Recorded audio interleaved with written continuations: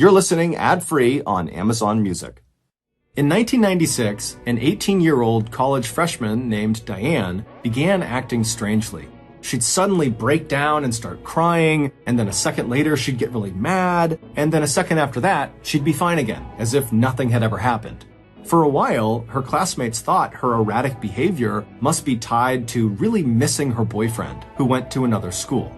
But when Diane's classmates approached her and asked her what was going on, she gave them an answer that at first sounded so unbelievable they assumed it was a joke. But Diane wasn't joking, and she had the scars to prove it. Horrified, Diane's classmates left the room and ran to tell school staff. But before we get into today's story, if you're a fan of the strange, dark, and mysterious delivered in story format, then you've come to the right podcast because that's all we do, and we upload twice a week, once on Monday and once on Thursday. So if that's of interest to you, please tell the 5-star review button that you've signed them up for a casual, fun, beginner scuba diving lesson at a local pool. But once they've hopped in the water, send a Navy SEAL instructor in after them to put them through pool comp. Also, please subscribe to the MrBallen Podcast wherever you listen to podcasts so you don't miss any of our weekly uploads. Okay, let's get into today's story.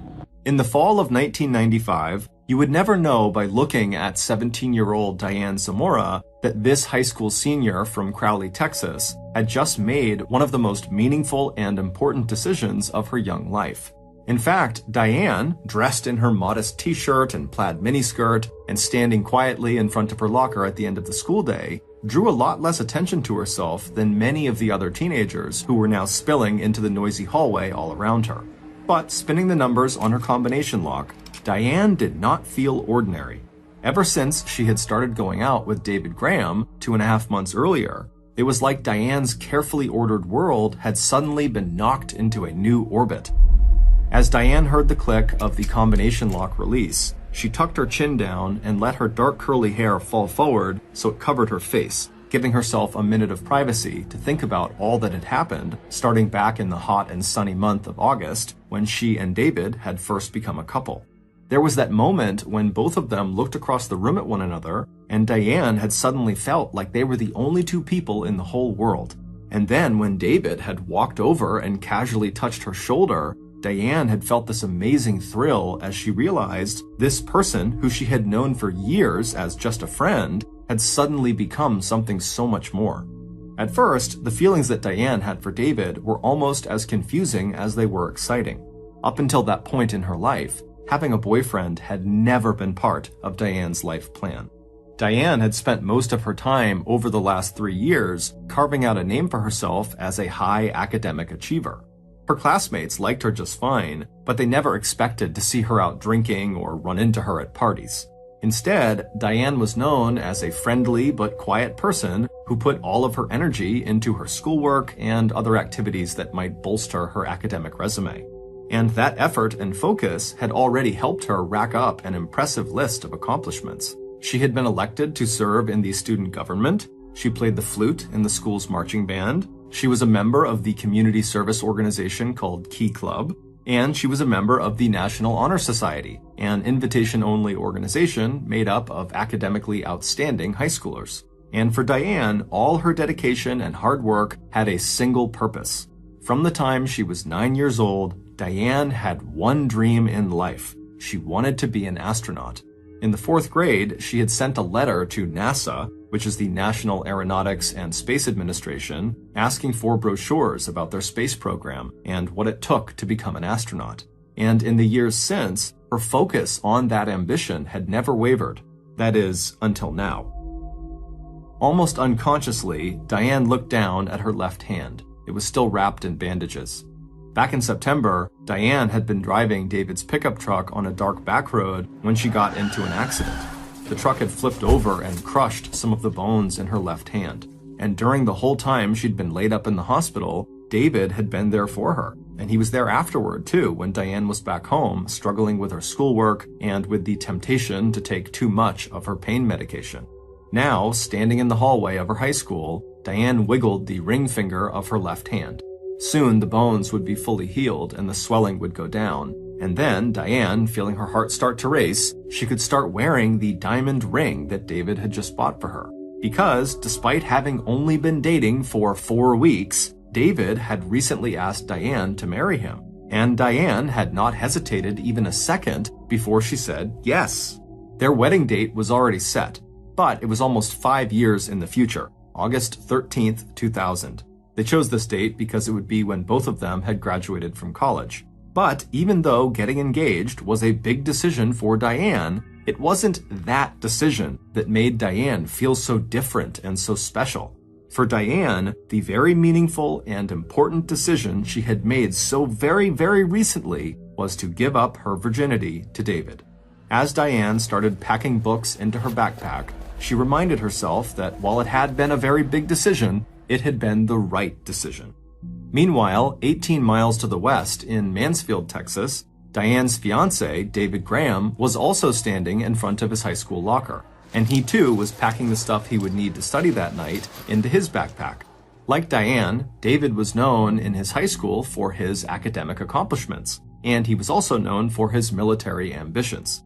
Even now, at the end of a long day, and with cross-country practice still ahead of him, all 6 feet 2 inches of David's lean body stood ramrod straight, and when a fellow senior heading down the crowded hallway yelled out, "Sup, Colonel Graham?" David just grinned and raised a hand to his forehead in mock salute.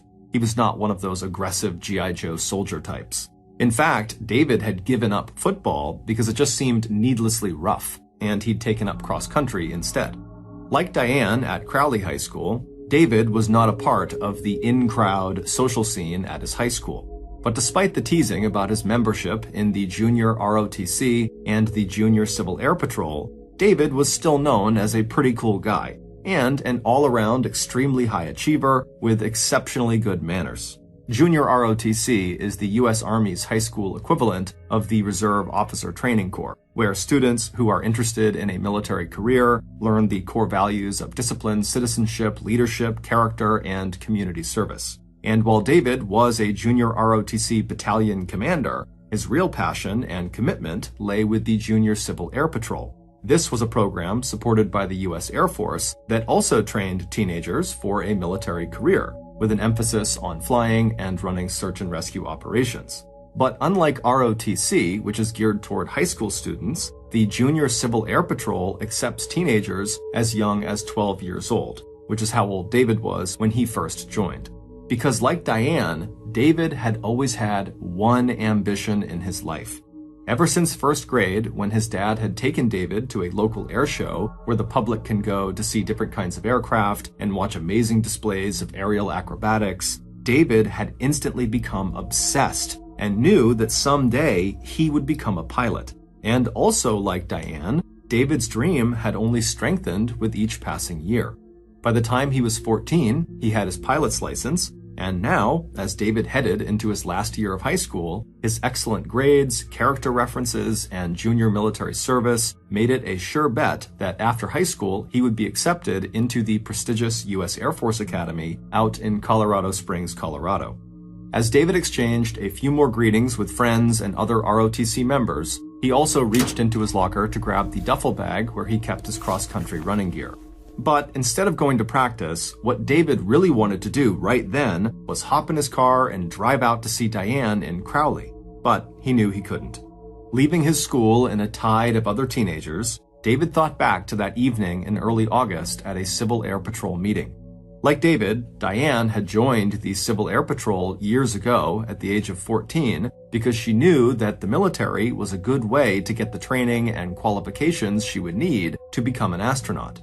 But in the first 4 years she had been a member alongside David, the two of them had only been friends, nothing more.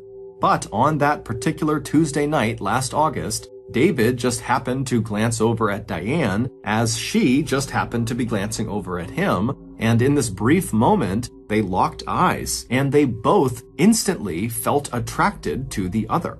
David would later tell his friends that it was like he suddenly saw Diane for what she really was. Incredibly smart, funny, principled, and gorgeous with her dark eyes, full lips, and olive skin. Not that David's fellow cadets needed any telling. They could see right away that something had changed, because that very night, David broke one of the first rules of the Civil Air Patrol Command. As a senior commander in the Civil Air Patrol, David was forbidden to associate with junior cadets, let alone start a romantic relationship with one.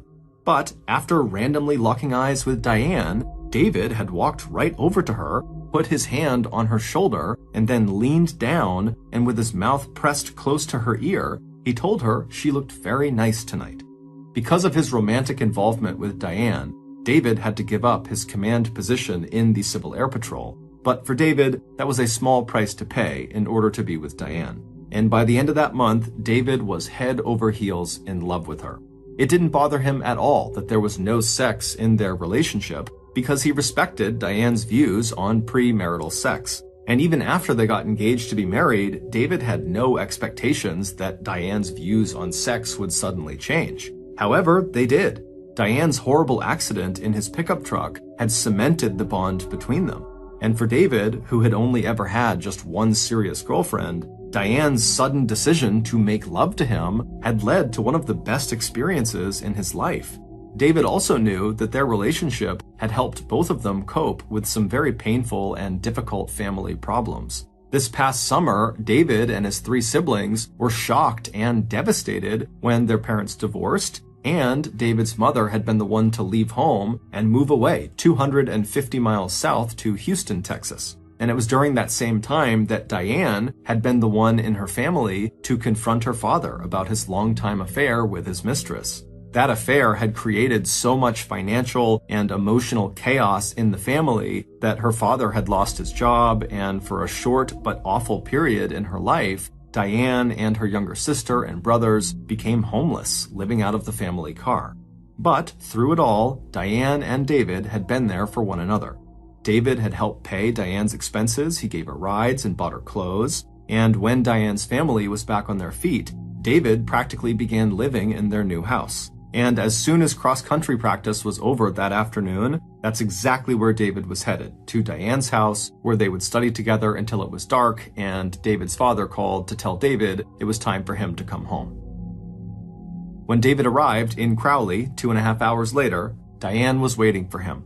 She gave him one of her big shy smiles, and a few minutes later they were both seated on her worn sofa, their school books spread out all around them. As David drove back home that night in the dark, he reminded himself that the cross-country season would be over in just a month or so. Mansfield High School's team had been good enough that they'd qualified for the regional meet that would be held in Lubbock, Texas on November 3rd and 4th. But David was not really looking forward to this meet. He had no chance of placing in any of the events. He'd have to stay overnight with his teammates in a cramped motel room. Lubbock was more than 300 miles away, and since Diane's high school, Crowley High School, had not qualified for the regional meet, Diane would be staying home. David had friends on his team that he could spend time with during the meet, but he wished Diane was going to be there. A few weeks later, and the regional meet in Lubbock, Texas wound up happening pretty much as David had expected. But at least when it was all over, David and Diane had more time they could spend together.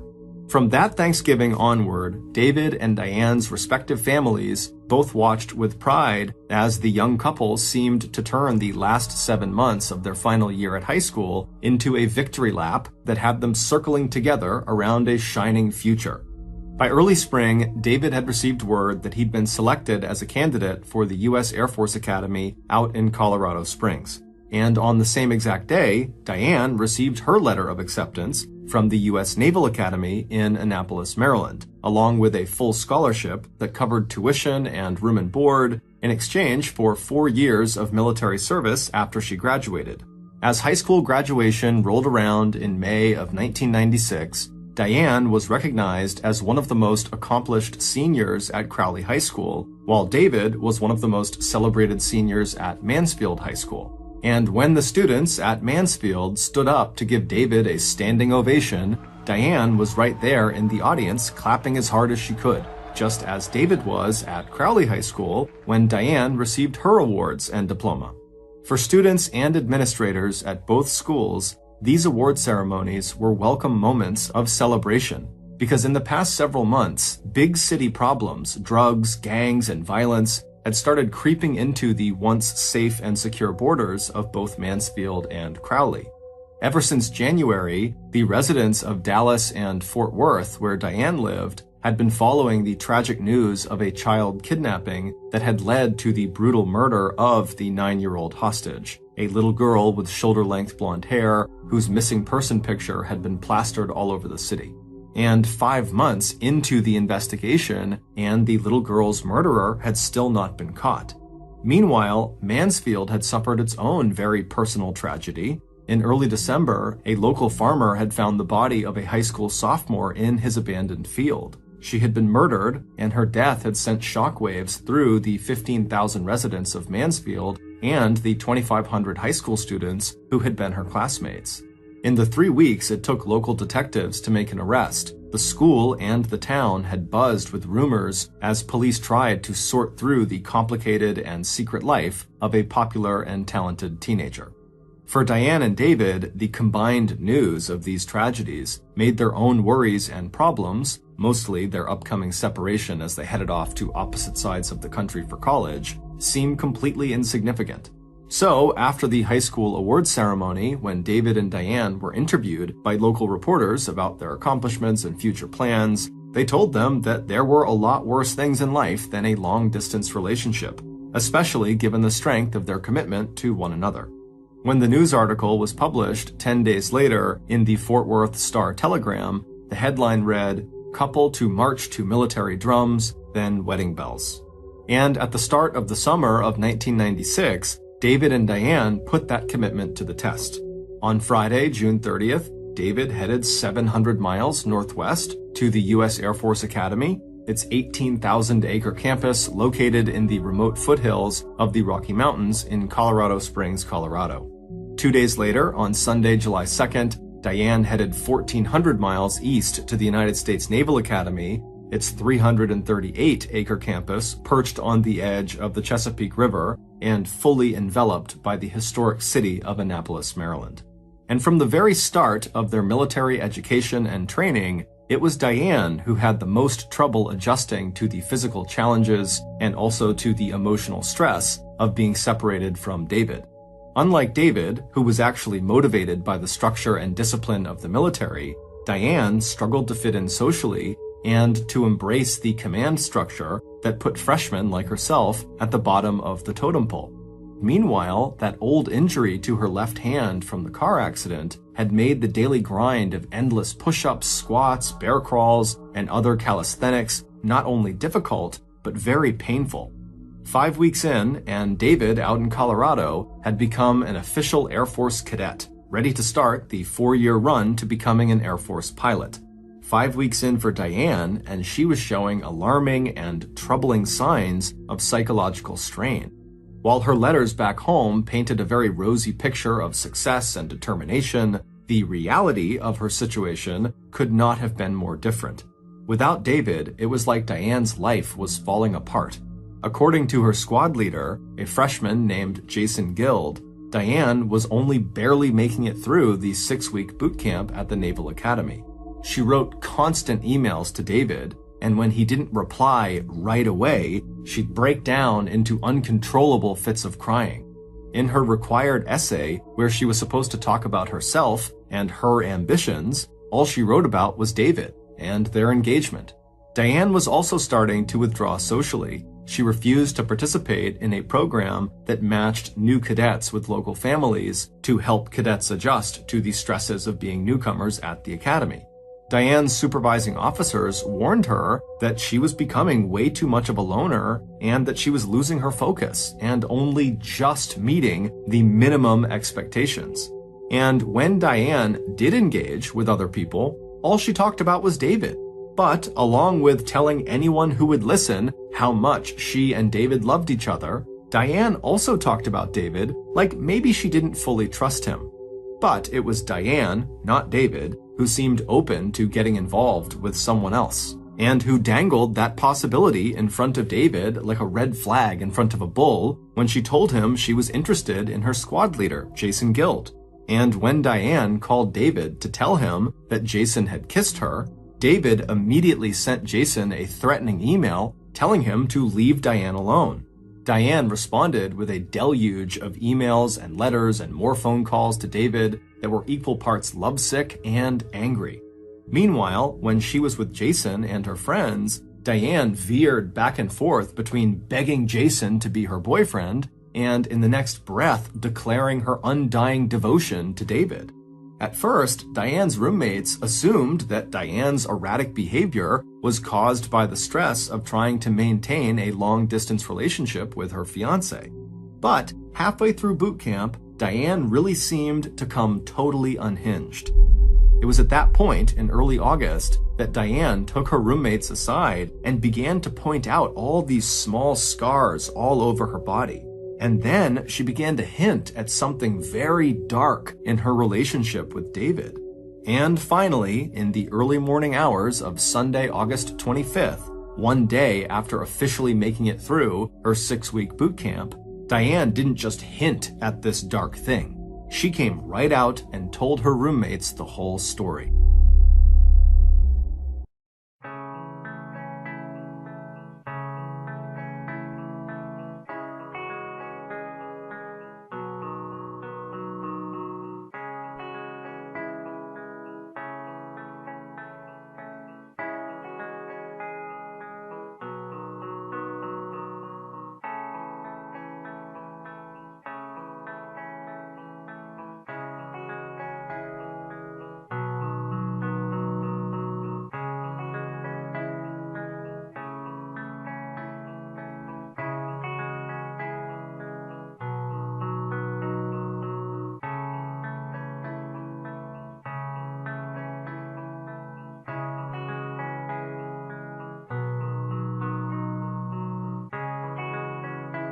Completely shocked by what they had just heard, Diane's fellow cadets knew they could not keep silent. But what Diane had said was also just so unbelievable that her roommates weren't sure if Diane had actually just made the whole thing up for some reason.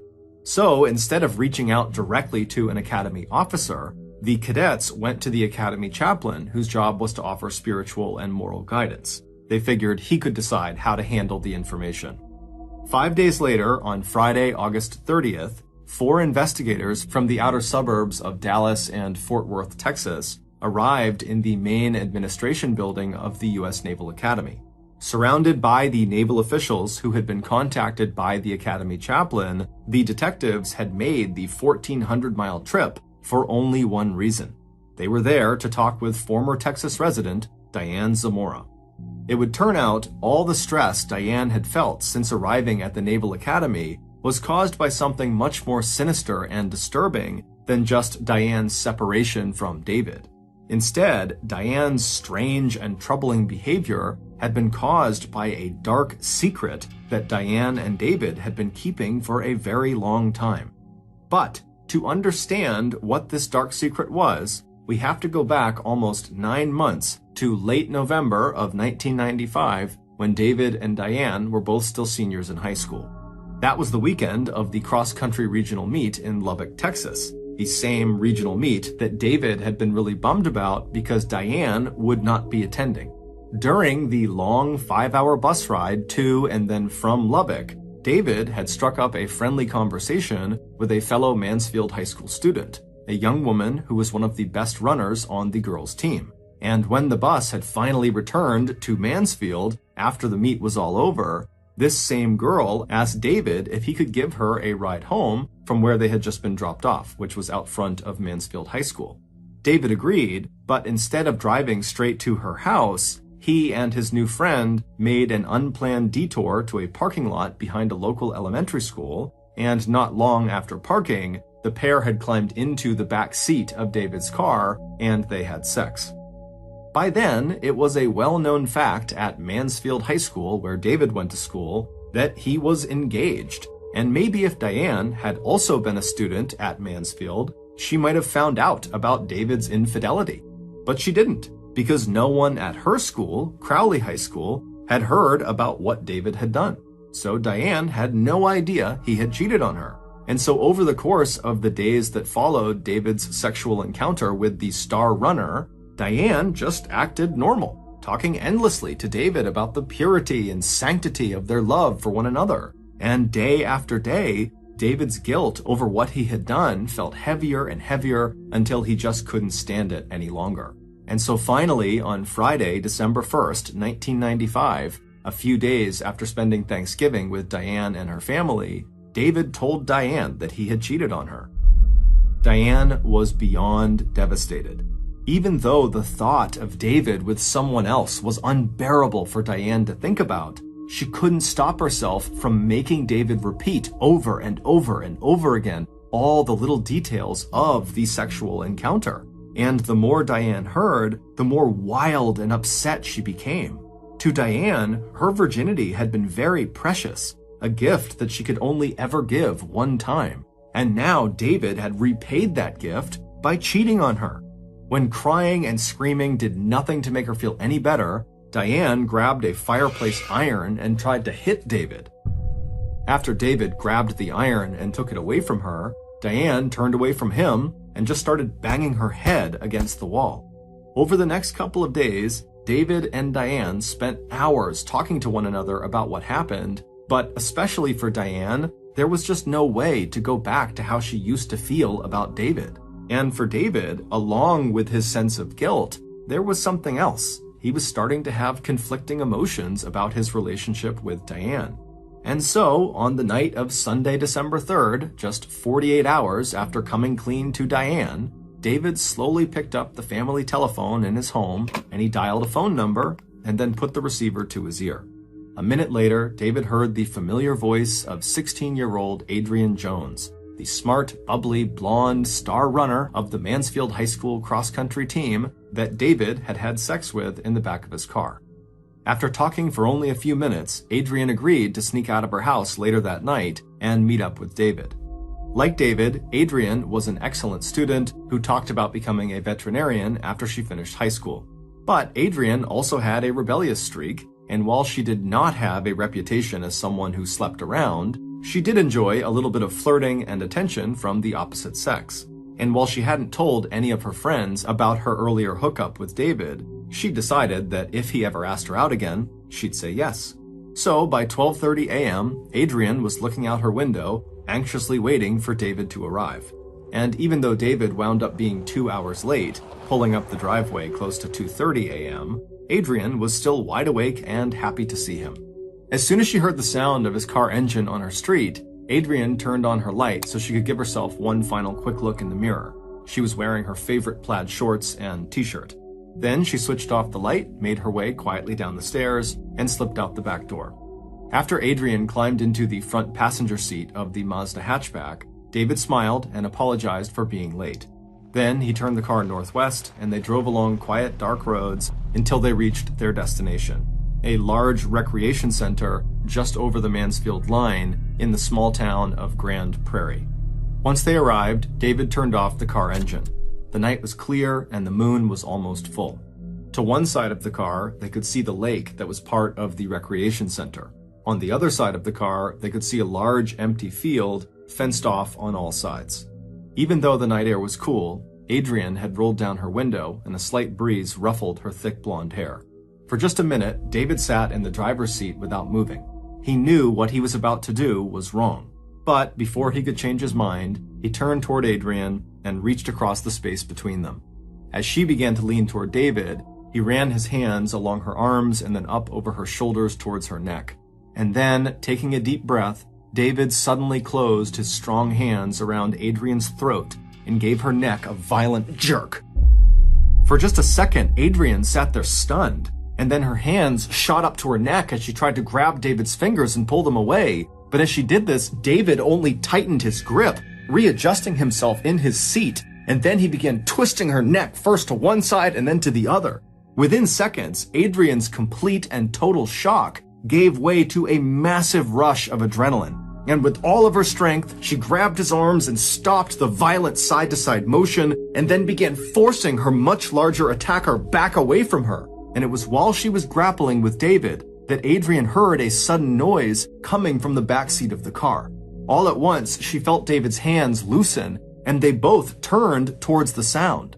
Suddenly, there was a third person in the car with them, a small, slender girl with dark hair and dark eyes. Even as Adrian registered in some part of her brain that this must be David's fiancée, Diane Zamora, Adrian felt the blinding pain of a sudden blow to the side of her head. Dazed, but knowing she was in a fight for her life, Adrian twisted in her seat away from David, away from Diane, and somehow managed to open the car door, and she fell out onto the ground. But as Adrian scrambled to her feet, she felt another blow to her head in the same spot, this one even harder. Despite the pain, Adrian still managed to pull herself up onto her feet again, and seconds later she was half staggering, half running towards the open field ahead of her. But before Adrian made it to the fence, she could feel her strength starting to ebb.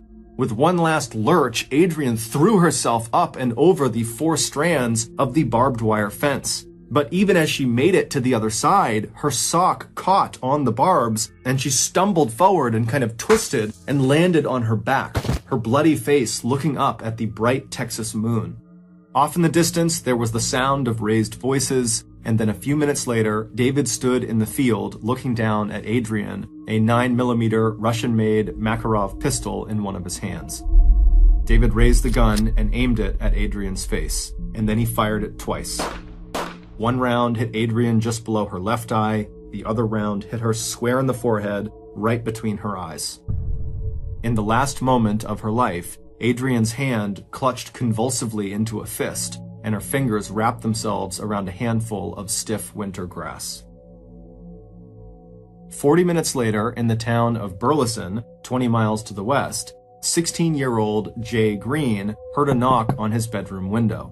It was long past midnight, but this was a routine that had played out many times before between Jay and his best friend from the Junior Civil Air Patrol, David Graham. Except this time, when Jay removed the screen from the window to let his friend inside, it wasn't just David standing there. Instead, 2 people tumbled into the room, landing at Jay's feet. In the faint glow of green and red lights from the plastic Christmas tree set up in the corner of his bedroom, Jay looked down to see David and Diane lying together on the floor, arms wrapped tightly around each other.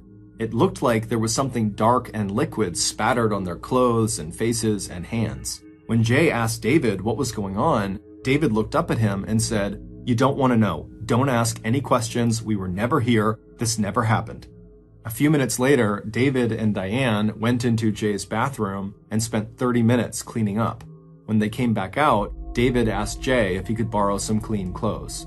An hour after that, David and Diane made the 4-mile drive from Jay's house back to Diane's house in Crowley. When David's father called the Zamora's house later that morning to make sure David was up and going to school, he asked his son if he'd heard about that girl from Mansfield that was just found dead in a local farmer's empty field.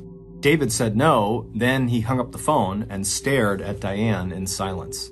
It would turn out, a week earlier, when David confessed to Diane that he had had sex with Adrian Jones, Diane had been so furious at David that when he asked her how he could make things between the two of them right again, Diane had told him there was only one way that was going to happen. David would have to kill Adrian.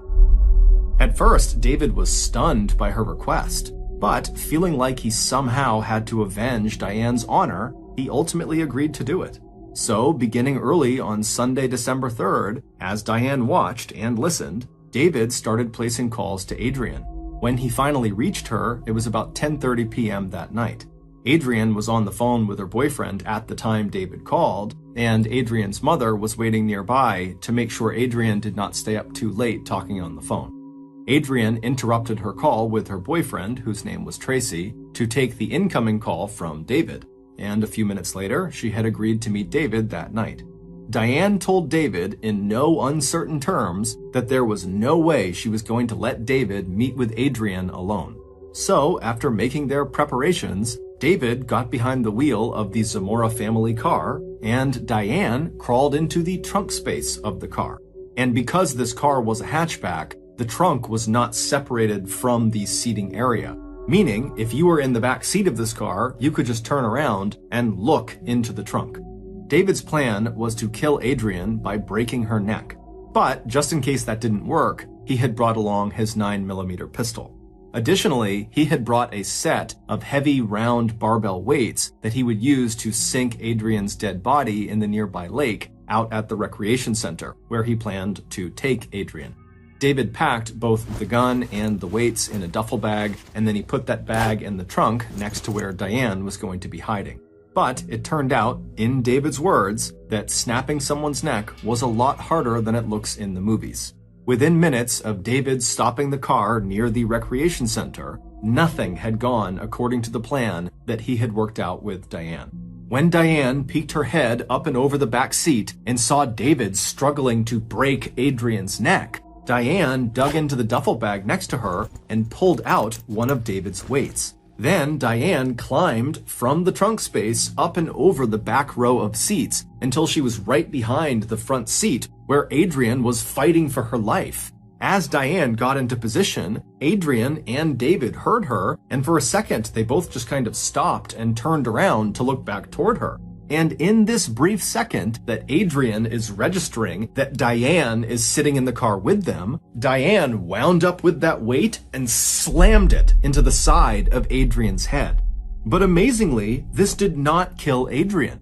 Adrian somehow managed to get out of the car despite her head being caved in on one side, and then she began running towards the field. But Diane leapt out of the car, chased her down, and slammed her again as she was running in the exact same spot on the side of her head, further crushing her skull. But still, amazingly, Adrian, probably just fueled by adrenaline, kept on moving towards the field. But when she tried to clear the fence, she had gotten stuck on one of the barbs and landed on her back, and she couldn't move and she had no more strength left. And so she just lay there staring up at the moon, wondering what was going to happen to her. By this point, Diane had gone back to the car, but David had grabbed his pistol and charged into the field after Adrian. But when he looked down at her and saw her on the ground with her head caved in and she wasn't moving, he just turned around and walked back to the car and told Diane that Adrian was dead. But Diane was taking no chances, and after kind of peering over David's shoulder in Adrian's direction, she thought she saw Adrian moving, and so she told David, "Go finish the job." A minute later, David had walked back over to the field and was looking down at Adrian, who was very much alive. Her breath was shallow, but she was laying there looking up at him, her eyes wide open, and David just raised his gun and he fired it twice into her face. When Diane and David got back into the car to drive to Jay Green's house to wash the blood off of their clothes and bodies, the first words David said to Diane were, "I love you, baby. Do you believe me now?" In response, Diane answered, "Yes, I believe you. I love you too." In the 5 weeks that followed Adrian's death, Adrian's mother, Linda Jones, told police that on the night before Adrian's body was discovered, she overheard her daughter talking to 2 different boys. Adrian had been talking to her boyfriend, Tracy, who had a rock-solid alibi for the time of the murder, when Adrian had interrupted that conversation to take an incoming call from another boy before switching back to her call with her boyfriend. When Linda asked her daughter that night who the second caller was, Adrian had told her that it was a boy named David from the cross-country team. But even with that tidbit of information, detectives never seriously considered David as a possible suspect, because, according to Adrian's boyfriend, Tracy, Adrian had told him that that incoming call she had received was from a boy named Brian, a guy who sometimes followed Adrian around and hung out at the Golden Fried Chicken drive-thru where Adrian worked. What no one knew at the time was that Adrian had lied to her boyfriend about the identity of the second caller, most likely because she didn't want her boyfriend to ask any questions about David. During the initial murder investigation, when police did ask David if he called Adrian the night of her murder, David simply lied and said, "No, why would I do that?" David then told police that he had an alibi for the night of the murder, that he and his fiancée, Diane, had spent December 3rd and 4th with one another at her house. Taking David at his word, detectives assumed that Linda must have misheard what her daughter had said. And so the police began operating on the idea that what Adrian's boyfriend had been told by Adrian, that Brian was the caller, was the truth. And before long, investigators had zeroed in on Brian as their main suspect. And once they found out that Brian had been paying a lot of unwanted attention to Adrian, they arrested him. But after holding Brian in jail for 3 weeks, police could not find any hard evidence that linked Brian to the killing. After failing to break Brian's alibi, and after Brian passed a lie detector test, Police released the traumatized 17-year-old, and after that, the Adrian Jones murder case went cold. But that would change in August of 1996, just 2 months after Diane and David got their standing ovations at their high school graduations and headed off to 2 of the most prestigious military academies in the world. Because there, at the U.S. Naval Academy, separated from David and consumed with guilt, and also with suspicion that David might cheat on her again, Diane began to draw back the curtain on what her relationship with David had truly been like in the months after Adrian's gruesome murder. The scars on her body that she showed her classmates were from David. According to Diane, David had beat her and stabbed her and wrapped a belt around her neck and pulled it tight. And apparently, Diane had done similar things to David, and he had marks all over his body as well.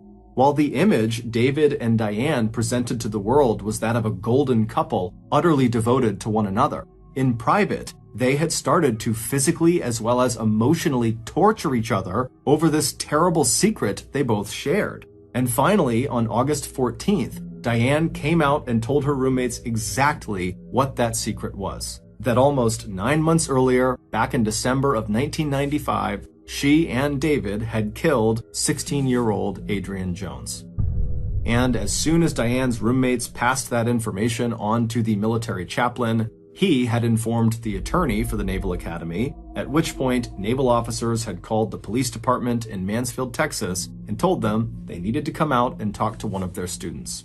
When Texas investigators arrived in Annapolis on August 30th to question Diane about Adrian's murder, Diane denied everything, saying that the entire story she had told her roommates was just a Texas tall tale, something she had made up in an effort to get her roommates' attention.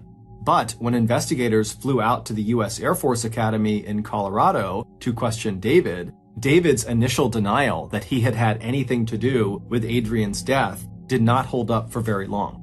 By that time, investigators had tracked down Jay Green, who told them about the bizarre visit he'd received from Diane and David in the early hours of December 4th.